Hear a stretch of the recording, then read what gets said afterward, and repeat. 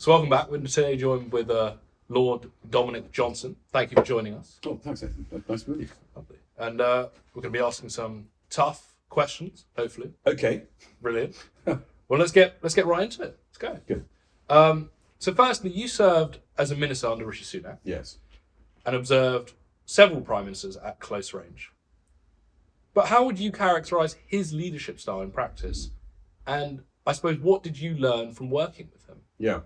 Well, a great question. Firstly, it's a pleasure to be here. I'm always delighted to talk to people who are interested in politics. One of the biggest issues we have, I think, facing us is that people feel disintermediated from politics. They feel they don't have a voice. That's exemplified by a whole host of new parties appearing, people going on marches and all this sort of thing. So the more we can do as politicians to engage with people, to explain what we're trying to do and also to listen, the more effective the political system is. So congratulations for this project and process, and I'm very honoured to be on your show, I suppose we can call it. The first question is really interesting. I worked in either a party capacity or a government capacity for all the Conservative prime ministers since 2010. So obviously David Cameron, I was a sort of treasurer of the party. Theresa May, I became a vice chairman, was very involved with trying to make sure that CCHQ could win the election, which results we are all too well aware. And then Boris a bit. I took a bit of a break, but then I went back when Liz Truss became Prime Minister. She put me in the government and put me in the House of Lords. And then Rishi Sunak came along 42 days later, or however long the lettuce lasted for, and sacked me. I was fired immediately, and I think because it was felt I was very close to Liz Truss. But I was close to Liz Truss. I thought she had all the right ideas.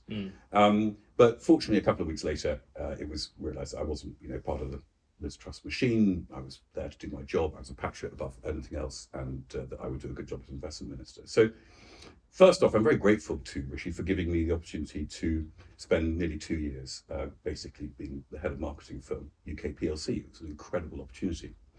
I think working with him was interesting in the sense that he was quite closed, and I think that's well publicised. So I never really had a great deal of interaction with him one-on-one. And that always surprised me a bit because I run businesses myself, and if you're head of marketing, you would expect to speak to quite regularly. Obviously, the Prime Minister is very busy, so he's not going to have daily calls with a mid-level minister.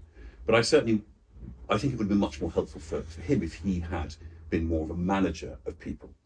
And I always felt he was a very, very strong CFO who became CEO, and the skill sets are very different. It doesn't make you a better or worse person.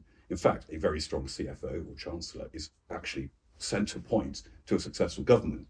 And being Prime Minister is very different. There you're a manager of people. It's a people job, and you have to be brutal about how you make decisions and how you move people about. And I don't think that was his strength. So looking back on it, too narrow a circle around him was probably the biggest issue. And I certainly learnt, being a junior minister, reinforced the importance of man management, or whatever you want to call it. And I think if you look at the sort of slight drift that happened towards the end, the sort of the policy initiatives such as, trying to ban smoking for anyone born after a certain age, the football regulator, all these sort of rental reforms, the national service idea that appeared suddenly halfway through the election campaign in 2024. That all, I think, comes from having too small a group of advisors around who aren't really connected to what is either electorally effective, so not political, or what's economically effective. And that clearly manifests itself in a very, very bad election result. I think that if he'd had more input from Conservatives, in inverted commas, then I think a lot of the issues that we faced towards the end could have been averted, and we would have had a better result. And I hear the thing of that there's a closed circle around Rishi Sunak, is what you've observed. And I suppose what I wonder is that under David Cameron, he was very, very close with George Osborne. And I don't know how much what there was with Theresa May or Liz Truss, but it seemed to work quite well with David Cameron. Yeah, do you think there's a reason why it worked so well, and even possibly even before that, Tony Blair and Gordon Brown? Yeah, it's crucial. They're great phrases, and I think David Cameron said this, or certainly someone said it like David Cameron. There shouldn't be, as they say, a cigarette paper between you and the Chancellor. And as soon as you're disconnected, or worse, at loggerheads, then the whole system crunches, because economics is about everything, or everything is about economics. And so you needed the dream team is a Tony and Gordon, or a George and Dave. And I suppose Margaret and Nigel at one point, or Margaret and Geoffrey. And the following administration, so Theresa May's particularly, I think her relationship with Philip Hammond was sort of professional and amicable, but there was no closeness there that would allow them to have that creative tension that would create great policy, either politically or economically. And clearly that was the case. With Jeremy Hunt and Rishi, again, professional relationships, but sort of competing organisations. And I slightly feel that now Keir Starmer and Rachel Reeves actually probably do have quite a close working relationship. I don't necessarily think they know what they want to do, but I think there is a symbiosis there, and that's really important. As soon as you feel the Chancellor's not supported or is acting independently, the whole system collapses.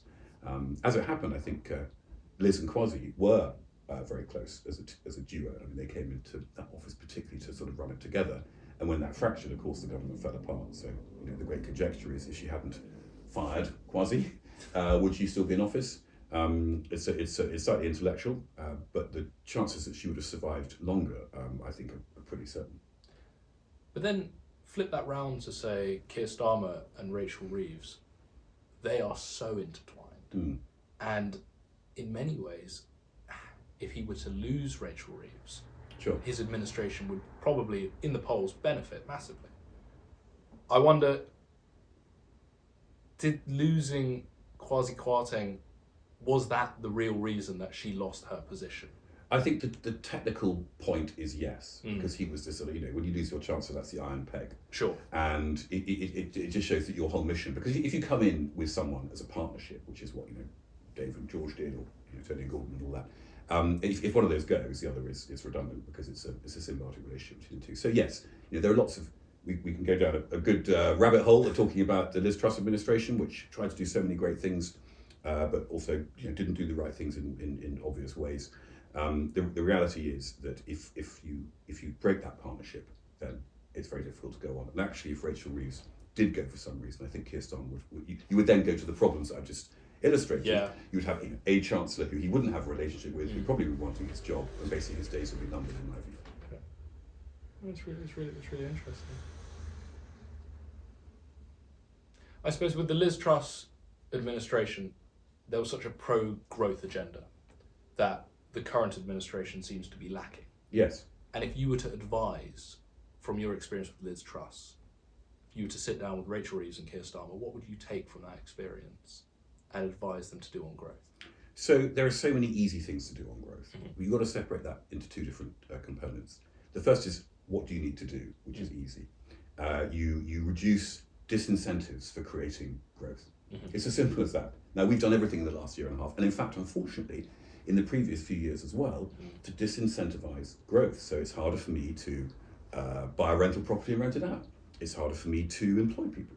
It's harder for me to make money, net income from my earnings. It's harder for me to set up a company. It's harder for me to trade crypto options. All these things are harder. And so the opportunity for me to do them is reduced. It's as simple as that. So you just have to take a bold approach. At the core, in terms of sort of fiscal approaches, is to reduce the weight of the government on society, people and business, and reduce taxes in a way that is appropriate. You don't have to reduce them to zero, that's nonsense. But you have to show that the tax regime is balanced to enable people to be incentivized. It's all about the incentive structure. And on the regulatory side, it's very straightforward. You need to move away, and this requires leadership, from the view that risk should be reduced to zero. That no one may die, no one may go bust. And as soon as you move away from that, and that's not where we are where people are not allowed to ever lose any money or anything to go wrong or buy a bad product or whatever. As soon as you move away from that, you immediately create the opportunity for growth, because risk investment is around risk adjusted returns, and so you have to give people those returns. And it's very difficult because there's always clamouring, you've got to stop this bad practice or that bad practice or whatever it is they don't like. I don't know, Ticketmaster, whatever the company was called that did the tickets for Oasis, I can't remember what it was, Coldplay or whatever, quite right, that's a private enterprise. Uber charges me more at 5 o'clock in the afternoon to take me home than it does at 2 in the afternoon. And that's exactly how it should be, but we want to control everything, and you have to let go. And as soon as you let go, you'll start to see people's ability and the incentives to go and create growth and make money and take risks and employ people will just explode. The second part is how you sell it. And I'm very interested in, obviously, how you persuade people, how you take a nation with you. And that's a leadership challenge. It doesn't happen overnight. People need to be told where they're going. There has to be a flag on a hill. There has to be a mission. People have to be explained to them, why it is worthwhile going through this process. Why it actually is a good idea to, reduce the collateral that banks have to hold because then they can lend more. What the risks are. Why it's worth taking those risks and so on. And if you do that, you have to. It takes time. Thatcherism was successful because she had a very clear vision of what she wanted to achieve, but it took time. The late 70s, early 80s, people weren't Thatcherised. In fact, they were dead against it. In fact, the Conservative Party was pretty against her. Her cabinet was against her. We look back at it now and say, yeah, sure, the privatisation and the stock market's all great ideas, but for a long time it was very difficult to implement those policies because it took such a long time to convince people. But you have to have a vision. The biggest issue with the Labour government today is they don't have a vision. And the previous Conservative governments didn't have a vision either. Up until the 2016 election, in my view, there was no, up until the 2016 election, you had a vision, a sense of clarity over a long-term economic plan. And after that, you just had pragmatic leadership, where the view was keep the Conservatives in at all costs, because that's better than Labour. But the reality is we've had no vision for now 10 years. And that's having an enormous toll on us, because all you then allow is the bureaucracy to run the country, and they run the country in its own interests, and they take more and more money from us as it's happening, and they regulate us more and more because that's their function. So it's actually a very slow and relatively painful death. I suppose when you say that past 2016 there wasn't a vision, many would push back on that and say Boris Johnson, a political titan of our times, had a great vision of levelling up for this country. Yeah. Do you feel that missed the mark, or in terms of vision, was it not the correct? Levelling up wasn't a new policy. Sure. George Osborne had I think it was called the Northern Powerhouse. It's a very sensible idea that you shouldn't just have economic growth concentrated in the south. And that's absolutely right. In fact, there are a lot of economic advantages too. And since then, the policies have been very successful. You look at cities like Newcastle, Manchester, Liverpool, Birmingham. They're starting to boom, which is great. And they're more competitive. They're better with planning. The employment opportunities in terms of employers is very strong there. So I don't think that was a new policy, and I don't think that levelling up isn't a vision for an economy in a country.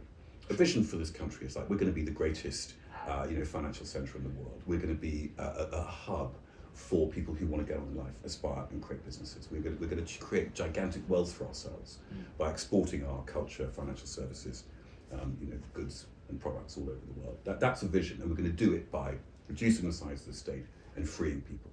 And the cost of that is you're going to have to let people build homes. You're going to have to let people build roads and power lines. And you're going to have to let companies go bust that are misallocating capital. That's the cost, but that's the vision.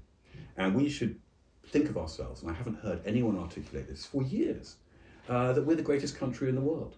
London is the greatest city in the world, ask anyone.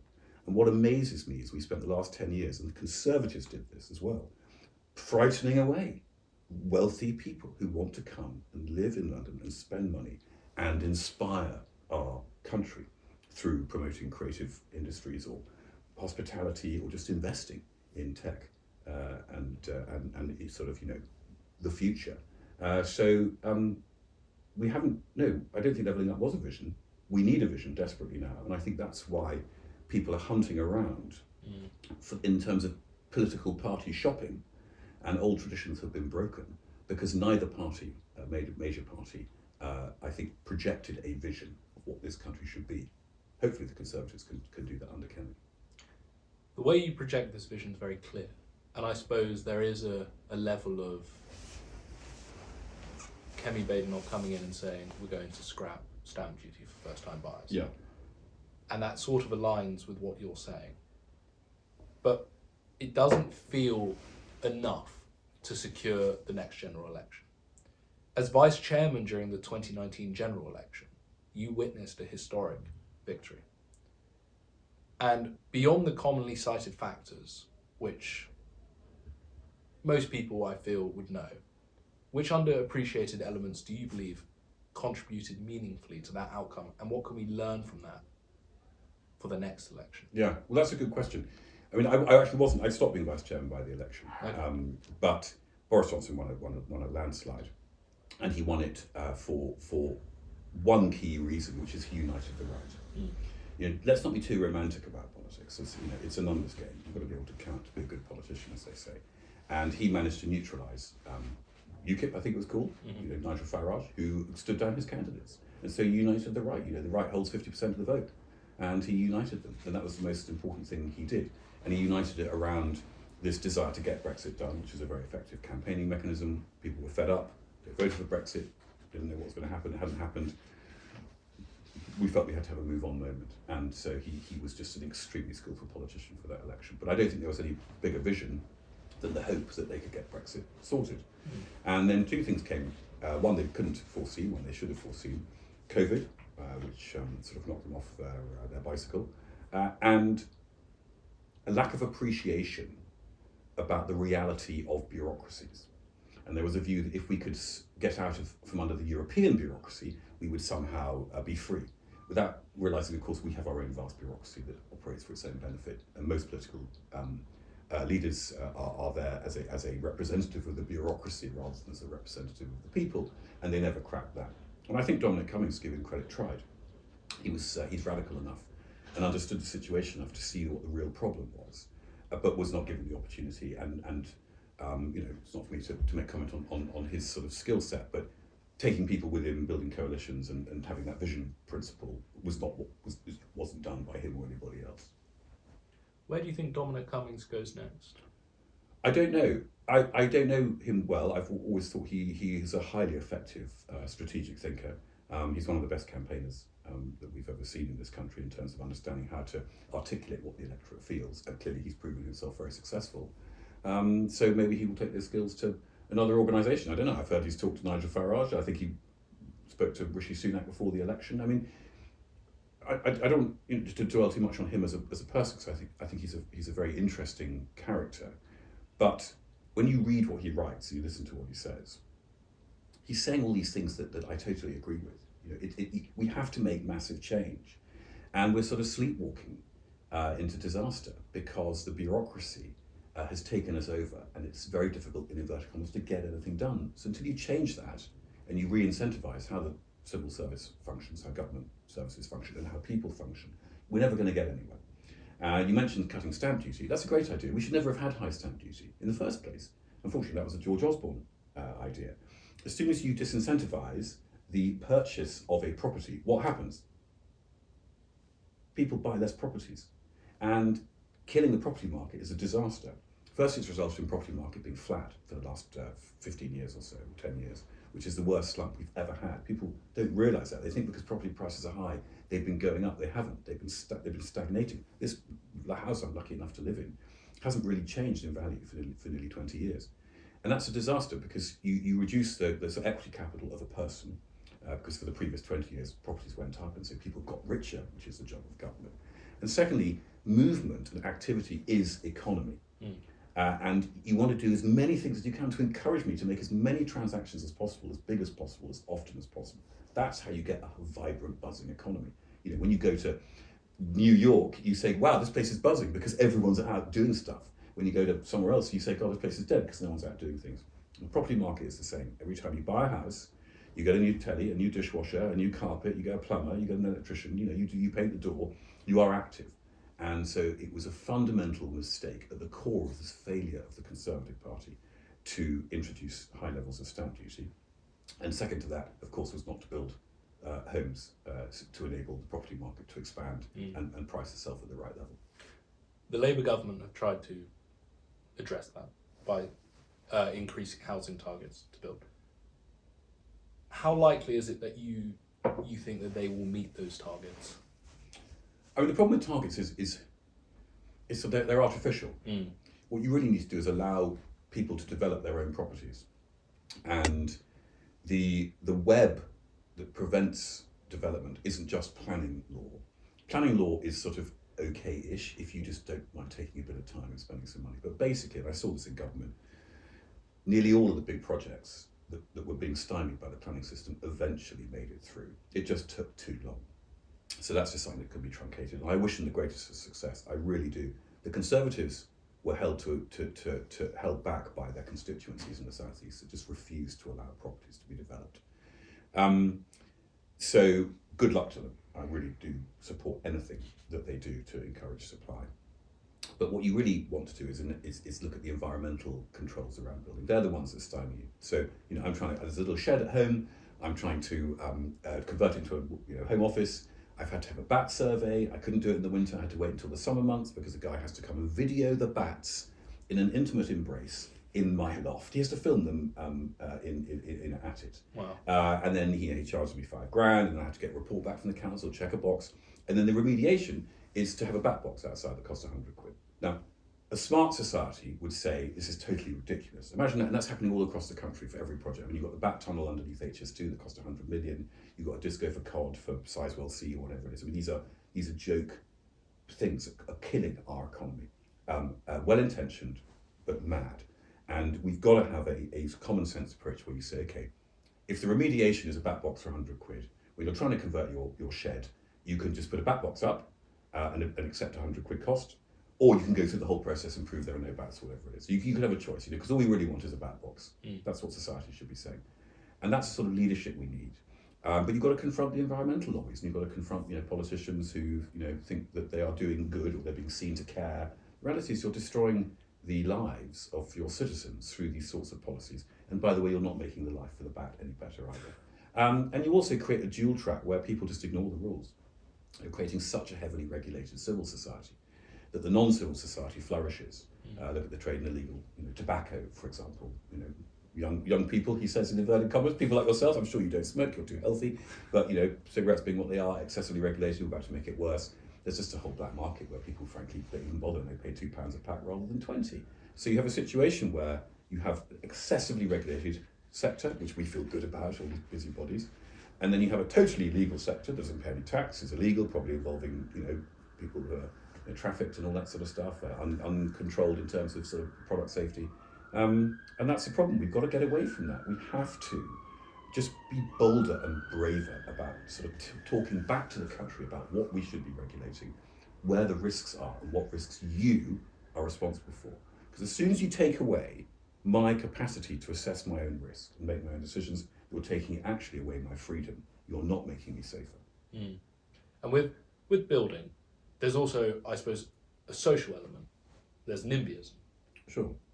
And I completely accept your argument on bureaucracy. How do we convince constituents to allow for extended building in their constituencies? Or how do we make it more socially acceptable? Well, at the beginning of this conversation, what was the most important thing that I raised? The principle of incentives. You've got to incentivize people. Sure. I mean, I think in France, if you have a nuclear power station built next to you, you get 20% off your power. Or something like that. I can't remember the details. You're incentivized. If you have HS2 or whatever TGV going through your garden, obviously that's a bit excessive, but through your neighbourhood, I think you get a discount on your train fares for a period of time. How fabulous is that? You'd have people begging to have a nuclear power station near them or a train line through them, but we don't incentivize that. You have something called the Section 106, I think it is, which is the property developers have to pay something to the local authority to build a new playground or whatever. They're very badly administered and it's not really effective, but the principle is a good one. And people are making gains really from the land value and the planning, so they're playing a planning arbitrage business. They're not adding any value. So you should find a way to take a portion of that and distribute it to the people who live around and about, so that they want to have homes built, because that means that's great. I'm going to get a new school. I'm going to get a new hospital. I'm going to get a new train line into town. That's how you do it. But we're very bad at understanding, surprisingly, and Conservatives are very bad, how you incentivize people to want stuff. Currently, there's no incentive for me to support another runway at Heathrow or another nuclear power station or whatever, because all I get is noise and pollution and irritation. We have to turn that on its head, and then it would explode this country in terms of everyone wanting to do stuff. And you've got to let little things get away as well. So, if you've got a property with a nice big garden, you've got a barn at the end, you should be able to convert that into a house. It should just be permitted. Get away from having to regulate everything. And it will be painful, because the people who object are loud, the people who benefit are quiet. And so you have to turn that on its head. And if you're a good politician, your job is to represent the quiet majority, those people who are going to benefit, but don't have the means or the information to sort of support you. And you have to be very firm with the lobby groups and the special interests who try and prevent you from doing things. And the next government will only be successful if it manages to do that. And speaking of the next government, we were talking about sort of a silent majority. Many people in this country feel quite closely aligned with the vision Nigel Farage is setting out. How do the Conservatives counter that? So I'm glad you've asked about Nigel Farage, who I think is an amazing politician. I've got great respect for him. He's one of the most successful politicians in our history in terms of what he's done. Absolutely. And he's been around for a long time. We shouldn't forget that he's a famous household name. He's famous around the whole world, and that's because he's been doing it for a quarter of a century or longer. So you've got to put things into perspective. The other thing that's very relevant is that reform has been successful at pointing out what the problems are. And the issue, particularly with things like immigration, was that because the bureaucracy and the body politic didn't want to talk about it, pointing out what the problem was a significant fact to sort of try to solve it. And that was entirely our fault. We got our immigration policy entirely wrong, 100%, both philosophically and practically. And that costs the Conservatives a huge amount of support and makes it hard for us to now regain credibility, which we have to do. But reform doesn't have any solutions in terms of how am I going to give you a great life? How old are you, 20, 21? 21. Your life's going to be completely different to mine. Okay, I did the same job for 30 years. I bought a nice house in London when I was 31 or 32. I'm going to retire, have a family, and I'll die, 30, 40 years time. Hopefully not too soon. You're not going to have that. You haven't had the opportunity to buy a house in London, as I could, and my friends could, flats and houses, because they're too expensive in terms of your take-home wage. Your job is going to highly likely to be disintermediated relatively soon. You're going to become a high-paid lawyer, but I'm dealing with lawyers all the time, and I can tell you a lot of the stuff I see is highly disintermediatable, if that's the word, through technology, and it's not going to happen tomorrow, but in 5 years' time, your job will be completely different. Absolutely. The way families are structured, falling birth rates are going to mean your life in terms of sort of your family will probably be different.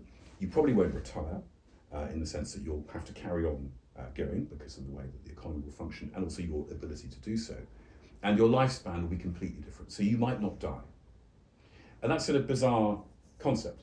But the reason why that's relevant is because all the political processes that we operate in today, cutting stamp duty by 5% or adding 2% on whatever it is, are irrelevant to you because your whole lifespan and your life activity and the way you're going to work, earn money and live is entirely different to mine. It's not just a tweak and a touch and a bit more money into this or that. And no party yet, or I hope the Conservative Party will, has developed a platform for answering the massive questions of the future. We're still talking about, do you give the NHS another $1 billion or another 2% on defence or whatever? That's all just shuffling the deck chairs. We need a total reinvention of what society looks like, given the future of technology and how people's lives are going to be so completely different. Now, that's a pretty big deal. And I haven't heard Reform talk about anything like that at all. What they do is they point out what the problems are and they reset to very straightforward sort of things like, the non-doms. Clearly a nuts idea, unfortunately, Rishi Sunak and George Osborne. So, reset it, have them come back. Obvious, snipping a tax here, doing a thing there. All good stuff, but it's not a really intellectual framework that will allow them to run a strong government if they win the election. Now, they're trying to create a policy platform, but ultimately they need to have a core philosophy in terms of what are they going to do? How will they act given certain scenario if they get into government? And I see no evidence of that. Whereas the Conservative Party still has its conservative principles, which is that we're a mass affluent, mass aspirational party. And that's at the core. If you return to that, your first principles, you can then re-navigate forward given the changes in technology and society. And that's why I think that whilst, when I was chairman, the Conservative Party was pretty beat up, you're starting to see a bit of a tick up as the argument changes from immigration to shifting gently to the economy. And then the Conservative Party, I think, can start to make some good traction, so long as it keeps returning to its first principles and actually learns lessons from its failings in government over the last 5 or 6 years. The immigration debate has been on the top of people's minds for quite some time. And in the next election, it seems most polls will put it as the number one issue above healthcare and above the economy. Why do you think it was that the Conservative Party were, to put it bluntly, so sheepish to address it? It's a very good question. I don't know the answer to that. I'm always puzzled over it. And immigration for me is really easy. I mean, the one thing you can control, should be able to control, is who comes into your country. It's simple. You have to fly here. You've got to get, a train or a boat or whatever. And so you should be able to, your borders are not porous unless you choose to run your system in such a way as to make them so. And I think that the first real problem philosophically was it was felt that high levels of immigration were good for the economy. And that if you wanted to have people to look after the elderly, with our falling birth rates, you should pump the country filled with people from emerging economies who will work very cheaply and will allow your indigenous citizens to sort of move up the income chain so that you'll become lawyers rather than hospital care workers or whatever it is. And that has some logic to it, for sure. But the reality is that given the fact that you should be able to control your borders, and we didn't, because various reasons for which we should be very thoughtful about, we should have had an Australian system where you want high human capital people coming into the country, and then you've got to try and get your existing populations to incentivize them enough to do all the jobs that we need to do. That would have been far better, because by having a high immigration policy, firstly we've created significant and very rapid cultural and societal friction, which we should be very aware of, and it's causing problems in the country. But also you're disintermediating the sort of so-called working classes, whatever you want to call them, of Britain, who are having their jobs literally taken away from them. And then you have endless people saying, oh, well, the Brits won't work, I can't get someone to work in my pub because no one wants to do a decent day's work and all that sort of stuff, which actually isn't true, because I think we're one of the most dynamic and hardworking cultures in the world. And clearly we've got full employment, so people clearly are working. 30 million of us are working really hard. But if you disincentivize people, going back to my key point, by paying them immigrant wages, you're not going to get a domestic population to work because the cost of living is too high, etc., etc. So we couldn't have messed it up more. To return to your original question, why did we do it? I think because we felt that the economic reason was an actual positive driver. And I think many governments felt that for the last 25 years or so. And I think there was a disingenuousness around politicians who pretended to talk tough on immigration, whereas the Treasury was saying, hey, let's let as many people in as possible, because that pushes up your GDP. But actually it's reduced our GDP per capita, it's reduced living standards, it's affected our economy negatively, it's reduced productivity, amazingly, because we let the wrong strata of skills in. And it's caused enormous cultural friction that we haven't even thought about, and a sort of amoral state, which I think is a problem, is really now trying to come to terms with how you keep Britain together over the foreseeable future. I think there's a massive link, as we were talking about, between employment and immigration. National insurance rises, especially, have affected the pub trade. I suppose my question is, as a government which is trying to tackle unemployment, why have the government increased national insurance? Because employers' national insurance. Firstly, the government, the people who run the government don't understand the links between their actions and outcomes. So if you are, in a nice possible way, in fact, a lot of politicians don't, you're presented with an option where you say, listen, we've got to fill a so-called black hole, or we want more money to give to people on welfare recipients or state services or whatever. We can increase the employer's contribution by 1.3%. That doesn't sound like a lot. You think, well, that can't be for 1.3%. I mean, what's the problem with that? Slap it on, make it 2, make it 4, because it just can't be a problem. What they don't realise is that the way companies function is that 1.3% on the cost of employing someone, that cash out is in many instances 20 or 30% of the profitability of a company that makes a 5% margin on a product. Okay, so if you sell, I don't know, this tie for 100 quid, and you make £5 profit of every tie. A lot of companies operate on 5-7% margins, and your cost base is the people who make the tie, and you increase the cost of employing these people by 1.3%. Then that 1.3% comes out of your 5%. I don't want to make everyone so slightly boggled, but that means you're only going to make 3.5%. Yeah, Sure. 3.5% margins rather than 5%. And that is an enormous quantum of your profits, which you need to in order to sustain the business. That's your flexibility. So it kills your business. It's a massive deal. So employers do two things. They do three things probably. They either hold their salaries of their employees flat, so lots of money that would have gone into bonuses because that's flexible and you can have variability over it would have been cancelled. They would have raised costs for the customer, so that goes straight back into the economy as an outtake. So this time now cost me £2.50 more straight out of my pocket, so I can't allocate that capital effectively. Or they do the worst thing of all, and it's perfectly natural, is they stop hiring people because they're so expensive. So you've disincentivized. I said, I'm going to charge you more for hiring people. So what do?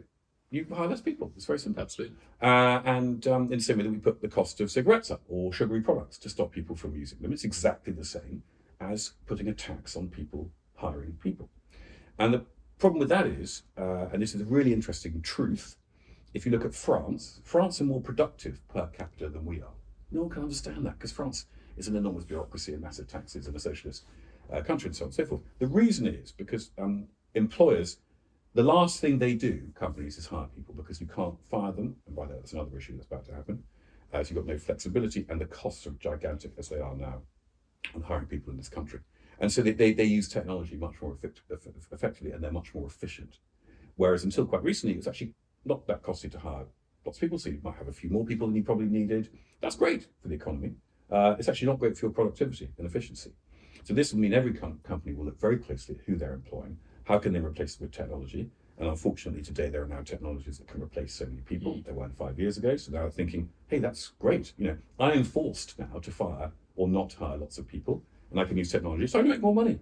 So bizarrely, for the socialist who thinks that they are getting sort of a sweet deal for so-called labour as opposed to capital, what they're really doing is actually forcing capital to create a higher rate of return for itself and reduce the return overall for labour, in inverted commas. But the individuals themselves will probably be paid a bit more and have more sort of job for life, which is actually entirely unhealthy in an economy. So we've gone backwards and they've shot themselves in the foot with this, and it's going to cause, as it has done, unemployment, I think, has risen every single month since July 2024. And this is you we're talking about. I've come through the other side. Okay. You are going to pay for this. I'm sorry. Absolutely. So what do you want to do about it? There's a big thing that we're not really discussing, well, you are, in this conversation, is AI. Sure. That, as well as national insurance, there will be, predictions are that by 2027, AI will automate a vast quantity of the labour market. Of course it will. What is there for people of our generation to do? How can we counter that? Well, the good thing is a million things. This, for example, being human will be the most important thing. And that's a very big change for the last 300 years, where I think before then being human was also very important. Because actually today, being a lawyer is more important. Being working for Freshfields or KPMG, that's who you are. Whereas when these big organisations automate more, there were less people in formal employment like that. And so we'll be our individual sole agent again, which is amazing.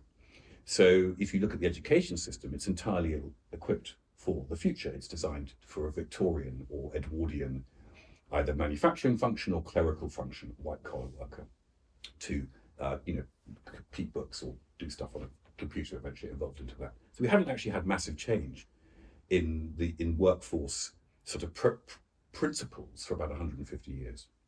And that's going to completely change.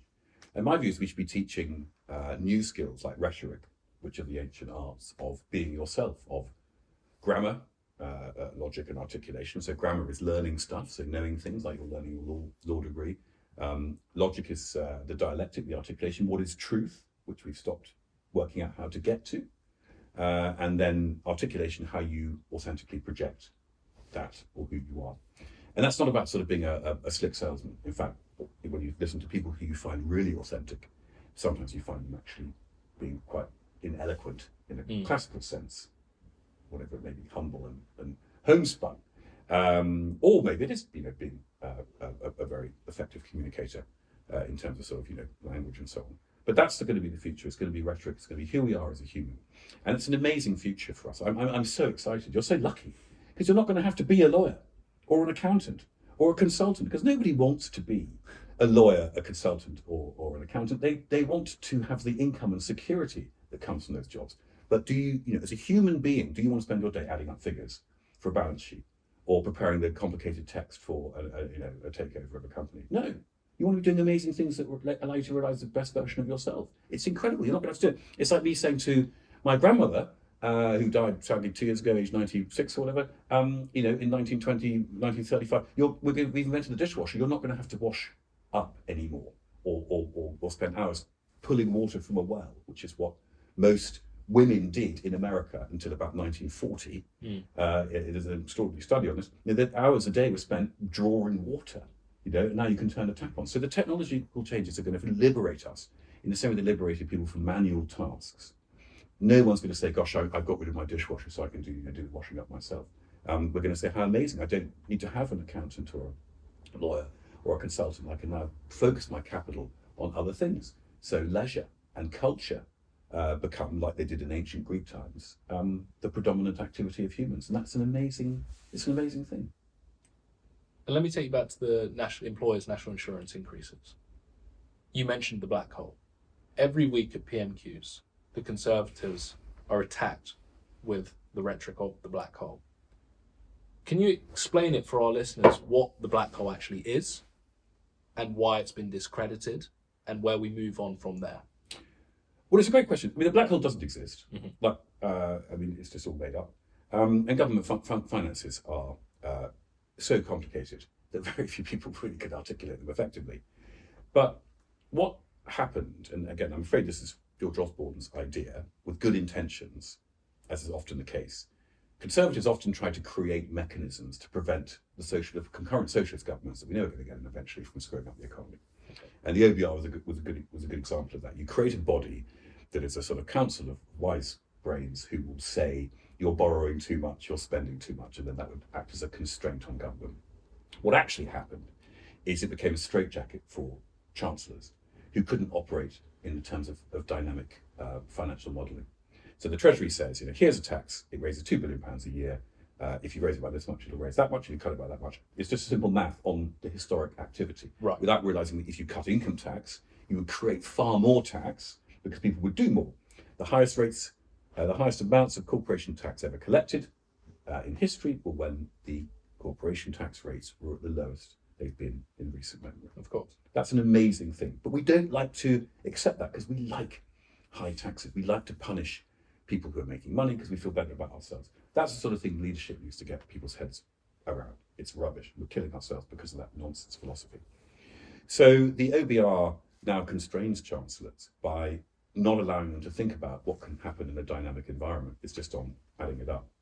And if all you do is that, then you just naturally put more on the tax side than on the revenue side. And so you're just operating in a spiral of death. And I think Reform said they're going to close the OBR. I don't know if we have, but we certainly should. It's a completely nonsensical principle. Chancellors need to have the flexibility to create growth through incentivizing people to do things. And you do not know what the outcome will be. So it goes back to my original points about incentives and risk. And there is going to be some risk, but that's what Margaret Thatcher did in the amazing budget in the early 80s, where she slashed income taxes and various other barriers to success, and the economy went nuts as a result. But if he would never have been, Nigel Lawson, I think it was, would never have been allowed to do that today because of the OBR system and this idea that there's a black hole. You talk a lot about Margaret Thatcher and the 80s. What was it and what experiences made you a Conservative? So that's a good question. I'm sorry I talk about Margaret Thatcher a lot. No. Because I don't know, because not in the sense that we're talking about a historical character, but it's a long time ago. Mm. And what it signifies subliminally is we haven't really had any great political leadership in terms of vision or structural change since then. It's been pragmatic governance. And that's a problem. We shouldn't be talking about Margaret Thatcher. I want to be talking about, Liz Truss. I want to be talking about recent Conservative heroes who changed the world and made my life better. But the sad thing is, there haven't been any, and we haven't. And yours and my living standards have gently declined since the financial crisis of 2009. One's wages have declined, regulation has increased, outcomes have not improved, infrastructure is slow to deliver, and so on. So really, if you think 15 years, which is most of your life, has been a wasted period. I would say it's a wasted decade, but it's not. It's a wasted double decade, which is huge in a person's life. And that's very disappointing. And I think that when I think about why I'm a conservative, is because I believe that the success of the nation is entirely dependent upon the atomic activity of the individual operating within a community. So it's not just being selfish, it's nonsense. It's about operating within the confines of the community. And in fact, longer, happier lives come from strong communities. It's a fact. You go to some Greek fishing village or some Japanese place near Tokyo where they live to 110. They're not massively rich. They don't have Ferraris or Rolexes. They just live in a great community where they have a sense of security, they have a sense of purpose, they're involved in society and so on. So I love that about conservatism. I love the fact that its ambition is to free me up, to incentivize me to take risks and live the best version of my life in the way I want to within my responsibilities to my neighbours. And the difference between conservatism and socialism, which is important to recognise, and this is where reform doesn't know where it sits, in my view, is that the conservatives think that everything you do is yours, and you pay into the centre some of your money and your power to make society run effectively, which reflects back on your ability to realise the best version of yourself and do the right thing morally. The socialist thinks everything belongs to the state, and it gives you little tidbits and pocket money and a bit of power to live your life how you should live it. And their priority is equality of outcome. They want everyone to be equal in terms of how they manage you. My priority is equality of input, which is I want everyone to have the same opportunities to then make their lives of what they want. And we all have different ambitions and opportunities. And that's a big difference. And I think conservatism is a more human philosophy. It's much more understanding of human nature. I want to live in that nice house. I want to go on holiday. I want to learn and have leisure. I want to give my family the best. I'm a human. The socialist dehumanizes things. So we don't want people to behave as they should. So we're going to regulate. You shouldn't be trying to make lots of money. You shouldn't be doing these things because we think it's bad for society. And that's a big conflict, which I think we miss. And ultimately, conservatism is about liberty. And that's a very misunderstood principle, because we think liberty is the ability to go to the pub or whatever. It's actually the liberty to choose, make choices and make decisions according to how you want to make them. And that also means you should be able to make bad choices and bad decisions. And the only time my liberty should be constrained is not because of how someone thinks I should be behaving, but when it conflicts with your liberty. And the socialist thinks the other way around. Effectively thinks that your liberty should be constrained because that individualism is against their view of how society should be structured. So there's a big battle ahead. You can only really achieve true socialism by coercion, by taking things away from me and confining me, ultimately. And they're doing it now. And governments fundamentally have that bent. So we need to fight back against that, because if we think that the future of society is actually more individual self-expression and more realization of who you are as a person, all the things you want, concepts such as rhetoric or whatever, then the gigantic state that's sucking us dry is going to have to find a way to live with that. And that's going to be the big struggle. It's us against the state. That will be the future stress and friction in this country in the next 25 years. But liberty is perceived to be inherently related to risk. Sure. It's risky. Since 08, 09, the financial crisis, I think it would be right to assume a huge amount of, especially relating to finance, regulation has come into the country. How do we fight back against the perception that liberty is risky, that people should be allowed to spend their own money, that the state shouldn't be? How do we actually address that when so many people have such a negative view of human nature? I know, it's amazing, isn't it? Why? Because do you have a negative view of yourself? No. But you have a negative view of everybody else. It doesn't make logical sense. It's nonsense. Humans are good actors. Fundamentally, 99.9% of people are good actors. And if you create the incentives, you've got to have rules and regulations, because that makes it operational effectiveness. But if you create the right incentives, people will achieve everything. We do it all. We invented everything. Nothing happened before we arrived in terms of sort of human society and economy. So it's all here, and it's all in this country. And if you clamp down on people's liberties to think and do and achieve, then you clamp down on the economic output of the country. It's as simple as that. That's why countries with bad governments don't do a great deal. They don't contribute much to the world in terms of inventions. They're just takers in reality. And it's a big argument to have. We need to talk about liberty. We need to have these arguments. People stopped discussing politics, in my view, quite some time ago in terms of the philosophy of what underpins, the political parties, the leaders, how we should live our lives. We talk about the micro issues. We talk about personalities, and I would like to see some leadership where we talk more about, how we should live, and that people are interested in that. I think it's a really fascinating topic. How do you convince people that they're better off being free than not? It's a bizarre question, really, that you have to ask that. And I don't disagree. How do you do it? But what do we do? Is this a sort of conversation we have to have? But it's true. We need to go out and sell the virtues of liberty. And like anything else, like any other product you're trying to sell, you've got to look at its strengths and its weaknesses, and you've got to market it effectively, and you've got to spin that into a philosophy around the Conservatives. The issue is that liberty actually is quite low down people's lists, rightly so. When you look at what is it called, Maslows' hierarchy of needs, it's what you've got to have food and a house. No point being free if I'm dead from starvation or I can't afford to do anything. But we're in a country that's a big enough economy and is sophisticated enough where everyone's basic needs are fundamentally covered. And so now we've got to start telling people you can do it. And I think that if you have excessive regulation and an excessive state, which is as much created by us as anybody else, you're removing the incentives to realise the best version of yourself. So basically removing the incentives to be free and to have liberty. So you've got to say to people, if you want to realise the best version of yourself, freedom and liberty is the only way you're going to achieve that. And then think how amazing that will be. Do you want to do great things? Absolutely. Do you want to live the best life in the whole world? Who wouldn't? Then come to us. Join our cause and spread the word and tell people, ask them that question. And the answer is always yes. And so link that up to the future, which is a free one, where you are incentivized to do the right thing within your community, but you are going to be the best version of yourself you can be. And the discussion of politics, I mean, it's absolutely changed.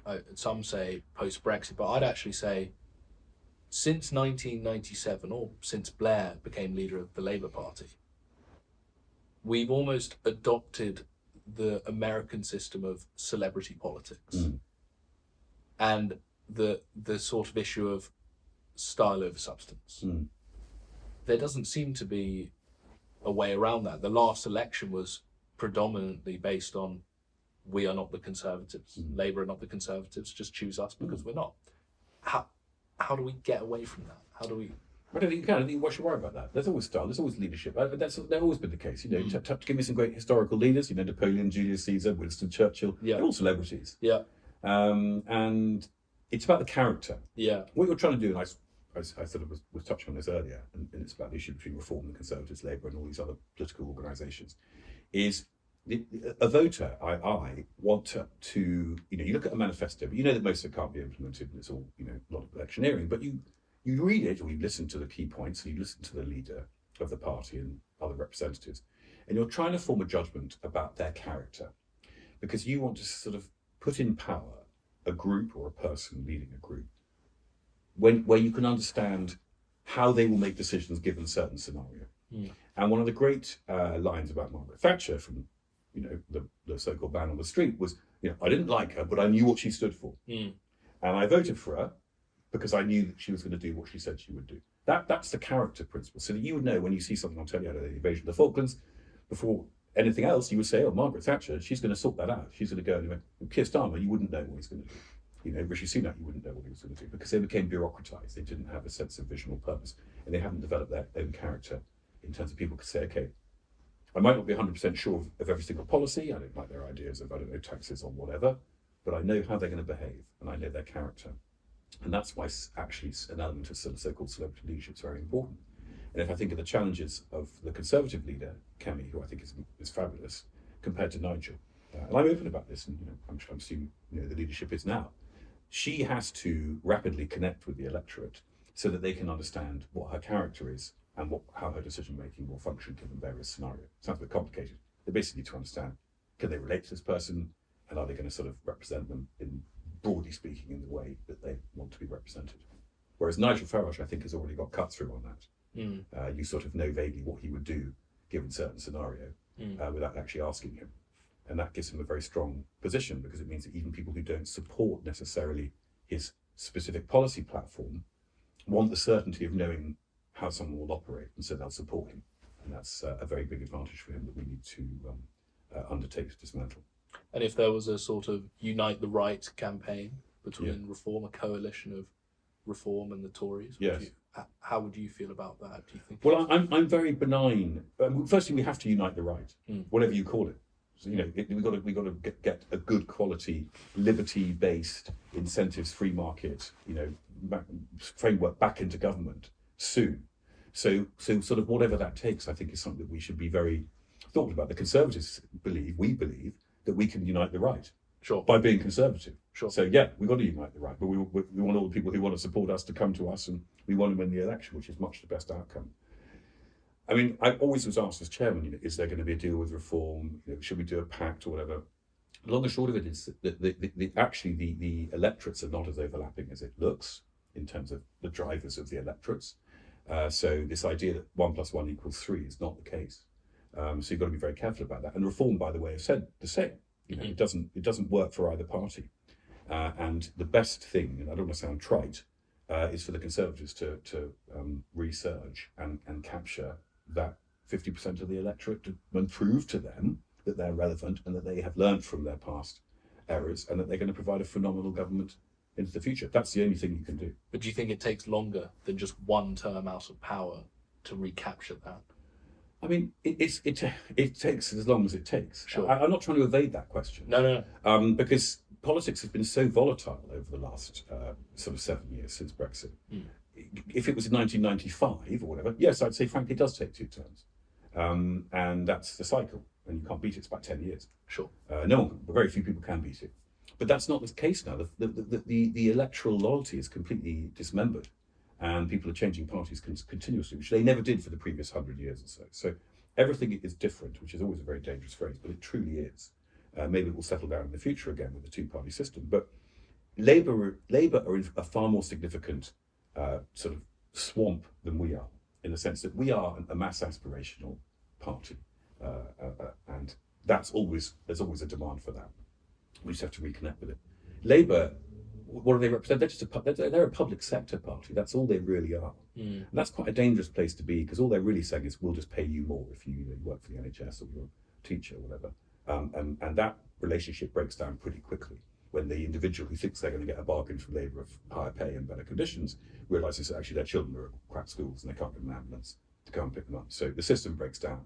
And I don't really see a future for Labour, because they don't represent the individual. They've got no idea about how to adapt to technology. In fact, they're doing everything they can to make it harder to implement good employment practices and so on. And I think, whilst this is a big projection, the Conservative Party will be here in 50 years' time. Labour won't be. Really? Absolutely. It won't be here in 5 years' time, I think, 10 years' time. It'll be dismembered by the sort of fractional parties that have come in as independent candidates in the last election, which I think is very worrying, because they're not national parties. They're purporting to represent other principles, which I think is deadly in our democracy. And we should talk about it. The Greens and other more left-wing reactions to this technological revolution are going to just disintermediate them. So, a centre-left party has very little rope left, in my view, and I think it's going to be gone soon. I know a lot of... But which is bad, by the way, because the Greens and the independent sort of, parties are much worse for the stability and success of the country. I'd much rather have a centre-left government in for 5 years than one of those groups. So it's bad for us, but it's probably true. If you were to put, and I know a lot of people hate this question, but if you were to put a seat count on Labour, how many seats do you think they're winning at the next election? No, I don't. But I think they get wiped out. Really? Yes. Absolutely. They get crushed by the left and the right. The key to what first past the post is to secure your vote, neutralise the opposition and convert the waverers. The first two are far more important, driving vote share down for the other parties and keeping your votes intact. Their vote's disintegrating, because what do they stand for? Who, apart from a public sector worker who wants a bit more money, and if that's their only ambition, then Labour still represent them.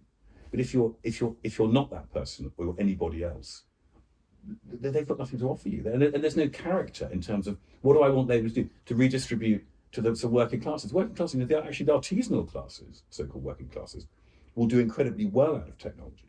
Because as a lawyer or accountant, I'm going to get disintermediated. But if you're redoing my roof, I haven't got technology to do that yet. So you'll be able to charge through the roof. You have a great life, and technology will bring your costs down.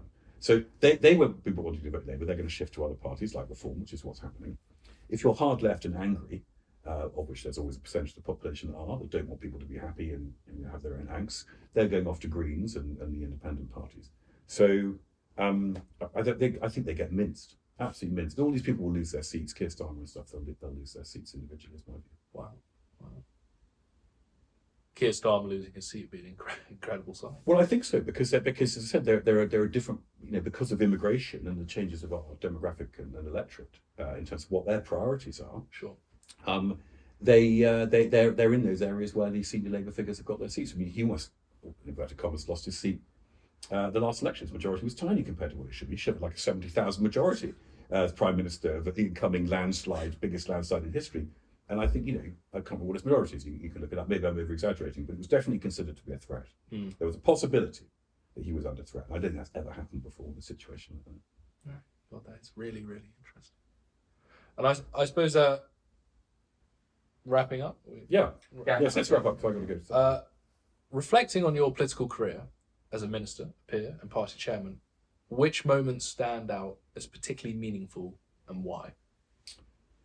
I mean, that's one of those terrible questions about sort of reflecting. I haven't finished, by the way, yet. I'm only 51, so I'm not the end. I'm not at the end of my life. I'm just beginning, I think, and I'm learning all the time. I mean, I would say a few things. Firstly, get involved in politics. If you are interested in your life, then politics will continue to become even more important than it has been in the past, and the political sphere will become more relevant. And if you don't do it, then you've got no excuse. And I felt that very much. I wanted to change. You asked me earlier, and asked the question very effectively, but why did I want to go into politics, or why was I Conservative? I want to make life better for people. I want to make my country great. I love this place. I want to stay here. So many people are leaving. It's just a trauma for me. And I want to do my bit. And I that's a driver. That's what gets you up in the morning. Because it's hard being in politics. It doesn't, you don't make any money out of it, really. It's fine. But you work hard, you get a lot of personal attacks, and I've been quite fortunate in that respect. A lot of my colleagues have a much tougher time. So you've got to have your vision. You've got to have your flag on the hill. And if you've got that, then come and get involved. And if I think of the things I was very satisfied about doing, I definitely believe the work I did in the Conservative Party to effectively keep us in government was something I'm very proud of. That was hard. I had to raise a lot of money, I had to get the structures and systems right. I think being government minister was incredible, and I was able to promote the country that I love and do it really well, and raise billions and billions of pounds. We saved the car industry. It sounds pretty big deal. I'm not taking all the credit myself, but we got Tata to make this massive investment in a battery factory in Somerset, which just turned the whole tide. And from a country that was going to have no future in electric vehicles, we now have a good future. That sort of stuff is massive. I don't drive down the motorway thinking, oh, look, there's all these people whose jobs I've created, because people do their own work. Yeah. But I felt I created the framework that enabled them to do it, and I helped tip it over the edge. And that's a thing that I'll always treasure. But really, the least so-called successful political period of my life was when I was chairman of the Conservative Party under Kemi.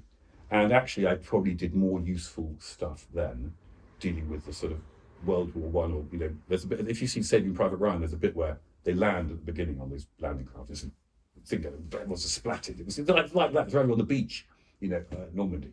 And I think that being there, stepping up to the plate, into that breach at the into the trench front post, was something that was incredibly challenging. But I'm really proud of myself for doing the least glamorous, least fun, hardest, most unthanked job of my whole political career. Was probably the most important thing I did, because I was able to rally the party with my colleague Nigel Huddleston, who was brilliant on the political side, turn us from a party that had a huge deficit into one that had credit. We raised more money than all the political parties combined when I was chairman, and sort of get the staff and structures and processes and tech around the leader to enable her to flourish, which she's now starting to do. People think it's just because she had a good breakfast or whatever.